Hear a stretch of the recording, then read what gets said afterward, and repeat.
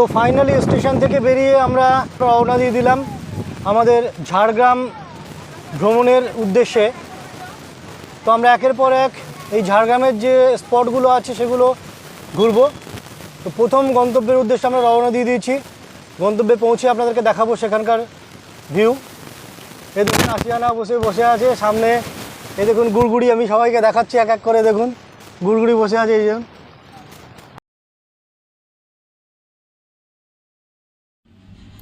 এখন বাজে ভোর 4টে আর আমরাও গেটে তালা দিয়ে বেরিয়ে পড়লাম একটি নতুন জায়গা ঘোরার উদ্দেশ্যে। আমাদের গাড়িও চলে এসেছে। এবার আমরা রওনা দেব হাওড়া স্টেশন যাওয়ার উদ্দেশ্যে। আমরা এসে পৌঁছালাম পশ্চিমবঙ্গের এক অন্যতম স্টেশন হাওড়া স্টেশনে। হাওড়া স্টেশন থেকে সকাল 6:30 2286 ইস্পাত এক্সপ্রেসে করে আমরা এসে পৌঁছালাম ঝাড়গ্রাম স্টেশনে। এখানে আসতে আমাদের সময় লাগলো 2 ঘন্টার মতো। এবার বেরোতে হবে স্টেশনের বাইরে। আমরা এসে পৌঁছালাম ঝাড়গ্রাম স্টেশনের বাইরে। আর এখান থেকে আমরা একটা গাড়ি রিজার্ভ করে নিয়েছি, একটা আর্টিকা আমরা রিজার্ভ করেছি। তো এই আর্টিকায় করে আমরা আমাদের প্রোগ্রাম শিডিউল সাজিয়েছি। তো আমরা যেটা সাজিয়েছি, আমরা প্রথম দিন আজকে ঝাড়গ্রাম ঘুরবো। ঝাড়গ্রাম ঘুরে আমরা চলে যাব বেলপাহাড়ি। বেলপাহাড়িতে আমরা নাইট হল্ট করব। আর তারপর বেলপাহাড়ি থেকে চলে যাব ঘাটশিলার উদ্দেশ্যে। ঘাটশিলা ঘুরে তারপরে বেলপাহাড়ি কাঁকড়াঝোড় করে আমরা ফিরবো। তো পরপর যেমন শিডিউল আমাদের তৈরি হয়েছে সেই হিসেবে আমরা ঘুরবো এবং পরপর আপনাদেরকে দেখাবো। সঙ্গে থাকুন, চলুন। এই আমাদের টিমের সবথেকে খুদে 2 মেম্বার। আসিয়ানার সঙ্গে কে? গুড়গুড়ি, তাই তো? গুড়গুড়ি হ্যালো বলে দাও, হ্যালো বলে দাও, হ্যালো বলো। হ্যাঁ, গুড়গুড়ি আসিয়ানা হ্যালো বলে দিচ্ছে। তো আমরা দুজন তো আছি, আর সঙ্গে আছে দিদি শিল্পীদি। এর আগে সুন্দরবন ব্লগে আপনারা দেখেছেন। শিল্পীদি চলে এসছে। আর ওদিকে গাড়িতে আছে সৌরজিৎ দা। তো এই যে গাড়ি থেকে বেরোলো সৌরজিৎ দা। তো এর আগে সুন্দরবন ব্লগে পরিচয় করেছি আপনাদের সঙ্গে। তো আমরা এসে পৌঁছালাম আমাদের ফার্স্ট যে ডেস্টিনেশন, সেটা হচ্ছে সাবিত্রী মন্দির। তো সাবিত্রী মন্দিরের সামনে ঢুকবো, সাবিত্রী মন্দিরের ভিতরে দেখবো। ভিতরে যদি ক্যামেরা অ্যালাউ থাকে তাহলে অবশ্যই আপনাকে দেখাবো।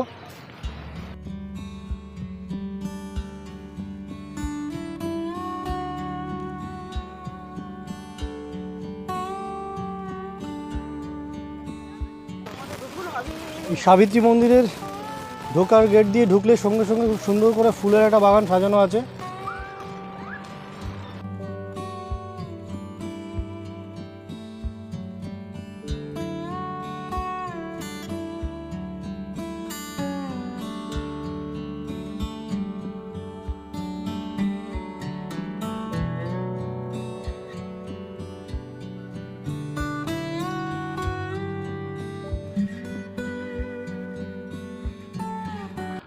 আমরা দাঁড়িয়ে আছি ঝাড়গ্রাম মিউজিয়ামে। তো মিউজিয়ামের সামনে একটা অপরূপ সুন্দর দৃশ্য আছে। তো সেটা একটু আপনাদের সামনে তুলে ধরি, তারপর মিউজিয়ামের ভিতরে প্রবেশ করব।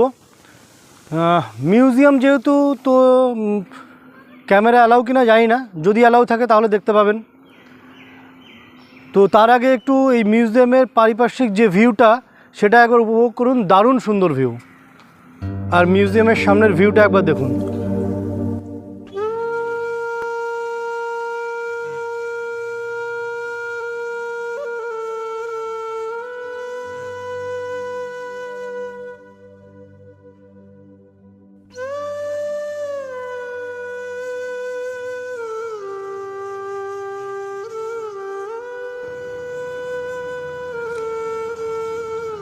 তো এই মিউজিয়ামের পাশে এগুলো হচ্ছে কটেজ। এই কটেজে আপনারা চাইলে থাকতেও পারেন। আর এই দিকটা হচ্ছে মিউজিয়াম। তো চলুন এবার মিউজিয়ামের ভিতরটা আপনাদেরকে দেখাই।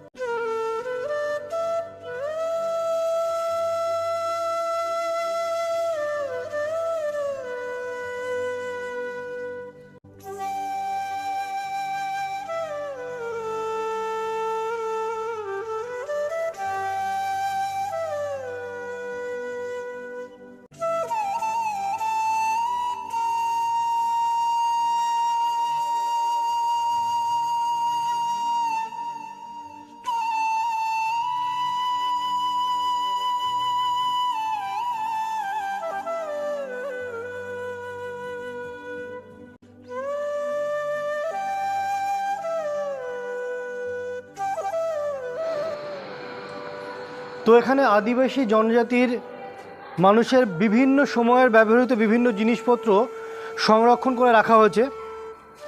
এক কথায় জায়গাটা অসাধারণ সুন্দর। তো চলুন এবার আমরা রওনা দেই আমাদের পরবর্তী গন্তব্যের উদ্দেশ্যে।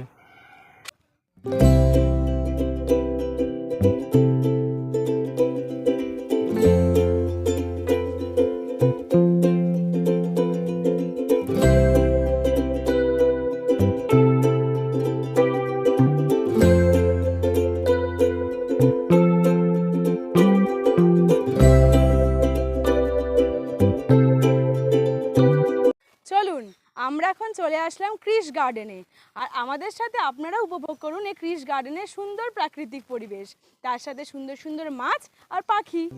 2017 সালে ঝাড়গ্রাম পর্যটন বিভাগের উদ্যোগে এই পার্কটি নির্মাণ করা হয়। 10 একর জায়গা জুড়ে এই পার্কটি অবস্থিত।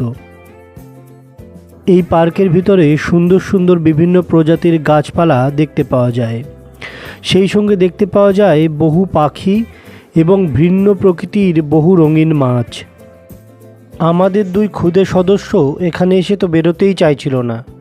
পার্কের খেলনাগুলো তাদের এতটাই মন কেড়েছে যে তাদের আর কোথাও যাওয়ার প্রয়োজন নেই। এই জায়গাটি ছোট ছোট বাচ্চাদের জন্য খুবই আকর্ষণীয়। শুধু ছোট ছোট বাচ্চা কেন, বিভিন্ন বয়সের মানুষদের সময় কাটানোর জন্যে এটি একটি উপযুক্ত জায়গা।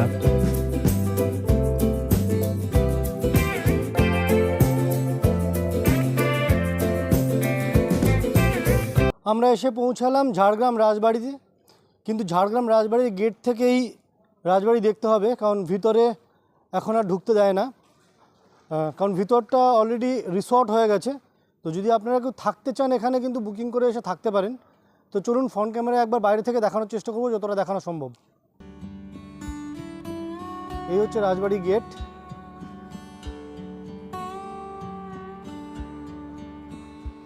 এখানে ছবিতেই দেখাই, এইটা হচ্ছে রাজবাড়ি রিসর্ট। এখন এটা রিসর্ট হয়ে গেছে। যদি বুকিং করতে চাইলে নাম্বারে ফোন করে বুকিং করতে পারবেন আপনারা। 1931 খ্রিস্টাব্দে রাজা নরসিংহ মল্লদেবের আমলে এই রাজপ্রাসাদটি নির্মিত হয়, কিন্তু এখানকার এই রাজবংশের সূচনা মোগল সম্রাট আকবরের হাত ধরে। বর্তমানে এটি একটি হোটেলে রূপান্তরিত হয়েছে। তো আমরা এখন এসে পৌঁছালাম ঝাড়গ্রাম ডিয়ার পার্কের সামনে, আর পেছন দিকের ভিউটা একবার দেখুন। পুরো যে শালবন, শাল গাছের জঙ্গল এক পাশে, আমার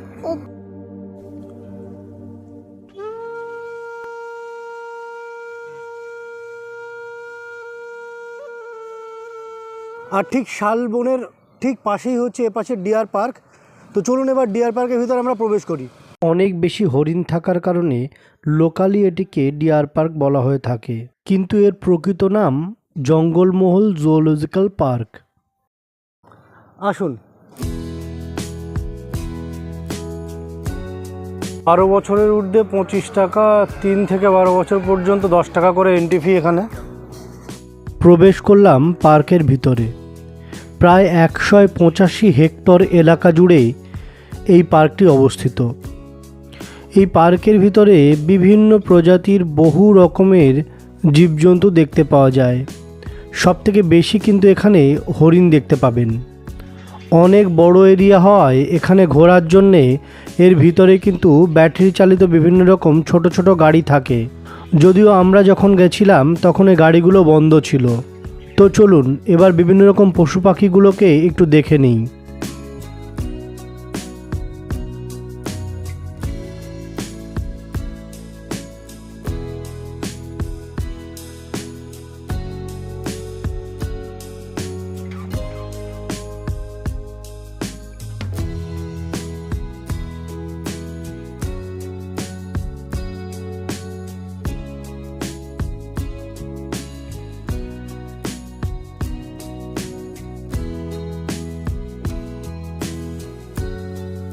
আমরা এখন এসে পৌঁছালাম কনক দুর্গা টেম্পল। এরপর আমরা এখান থেকে চলে যাব বেলপাহাড়ির উদ্দেশ্যে। তো চলুন এখন কনক দুর্গা টেম্পলটা দেখে নেই। আনুমানিক 450 বছর আগে চিল্কিগড়ের রাজা গোপীনাথ সিংহ এই মন্দিরটি প্রতিষ্ঠা করেন।